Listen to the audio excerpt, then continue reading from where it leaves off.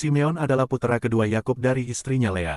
Nama Simeon berasal dari kata Ibrani Simon, yang berarti mendengar atau didengar.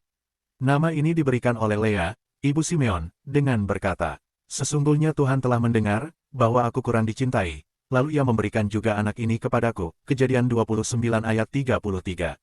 Dalam narasi Alkitab, Simeon terlibat dalam beberapa peristiwa. Salah satu yang terkenal adalah kisah Simeon dan Lewi membalas penghinaan terhadap saudara perempuan mereka, Dina, setelah dia dinodai oleh Sikem, putra Hamor.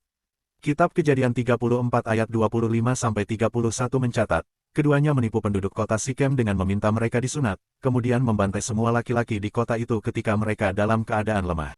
Tindakan yang kemudian oleh Yakub ayah mereka dianggap terlalu brutal.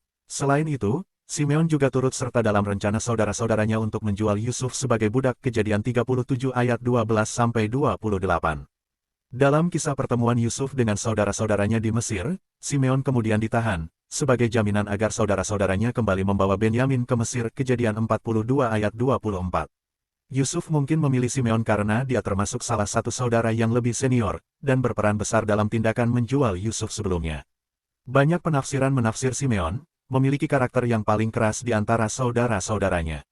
Ketika Yakub mendekati ajal, ia memberikan berkat kepada anak-anaknya. Namun ia tidak memberikan berkat yang positif untuk Simeon dan Lewi.